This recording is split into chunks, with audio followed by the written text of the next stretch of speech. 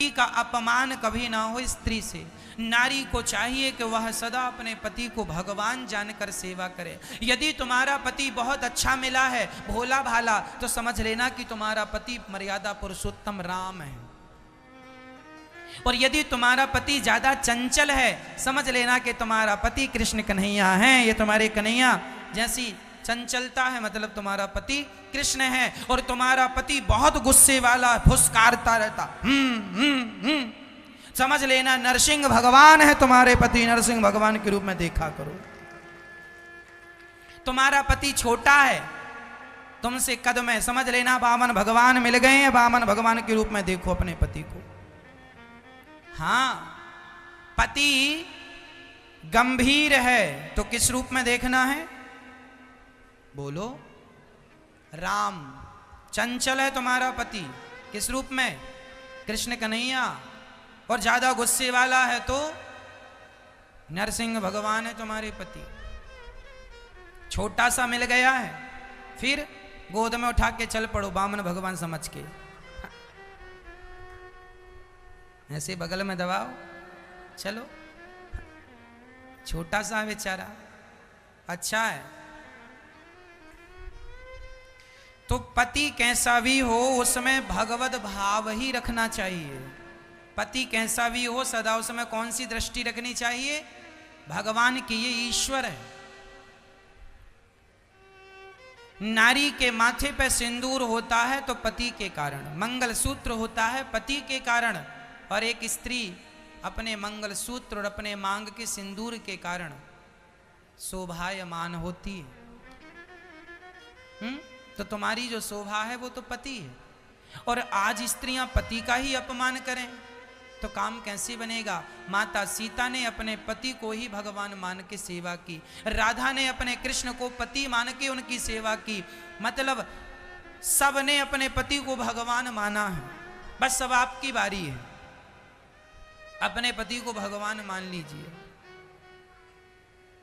अब देखो पति लोग कहने लगे, सुन रही हो, सुन रही हो, हमें भगवान मानना। पतियों से भी कहे देते हैं, तुम भी जरा भगवान वाले आचरण रखना, रावण वाले ना ले आना, नहीं पुतले जलाए जाएंगे तुम्हारे। पत्नी यदि सीता है तो पुरुष को भी राम बनना होगा, क्योंकि सीता हमेशा राम के पास ही रहती हैं। सीता रावण के पास नहीं रह सकती ज्यादा दिन तक।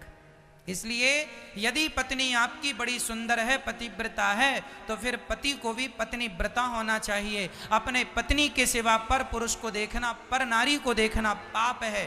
पुरुष को चाहिए कि वो अपनी पत्नी के सिवा किसी नारी को देखे तो माँ की दृष्टि से, बहन की दृष्टि से और बेटी की दृष्टि से, अन्यथा चौथी कोई दृष्टि ना हो। धन्य है भगवान राम, जिनके सामने सूर्पनखा आई तो राम जी ने उनकी तरफ देखा भी नहीं। रिश्ते एक तरफ से नहीं चलते, रिश्ते एक तरफ से नहीं निभाए जा सकते। रिश्तों को निभाने के लिए समझदारी दोनों पक्षों में होनी चाहिए। अर्थात पत्नी भी जरा समझदार हो और पति भी समझदार हो। यदि दोनों समझदार हैं तो मुझे विश्वास है कि आप अपने घर को स्वर्ग बना लेंगे, अपने आचरण से, अपने व्यवहार से, अपने प्रेम से। और यदि आपके अंदर समझदारी नहीं है तो आपका घर ही नरक है।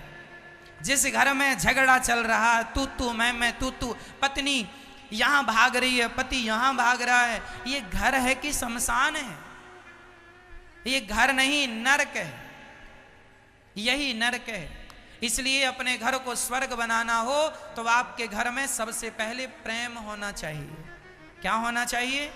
पति को पत्नी से प्रेम, पत्नी को पति से प्रेम, सास को बहू से प्रेम, बहू को सास से। जिस घर में प्रेम की अधिकता होती है वह घर में तो देवी देवताओं का वास होता है। और जिस घर में प्रेम की अधिकता नहीं, झगड़े की अधिकता होती है, ऐसे घर में तो देखो कोई जाना पसंद नहीं करता। एक घर में हम गए, एक सज्जन ने हमें अपने घर में बुलाया, महाराज जी आना। अभी हम समय था 9 बजे का, हम पहुंचे ही थे कि पता नहीं उनके घर में झगड़ा चालू हो गया। आपस में सब लोग झगड़ा कर रहे हैं। हम जाके द्वार पर खड़े हो, वो झगड़ा कर रहे थे। तुरंत हम द्वार से वापस आ गए कि जब आपका झगड़ा शांत हो जाए तब बता देना। जब हम जैसा तुच्छ प्राणी झगड़े वाले घर में प्रवेश नहीं करता तो भगवान भला झगड़े वाले घर में कैसे प्रवेश करेंगे? ये तो सोचो। भगवान वहां प्रवेश करते हैं जहां शांति है। इसलिए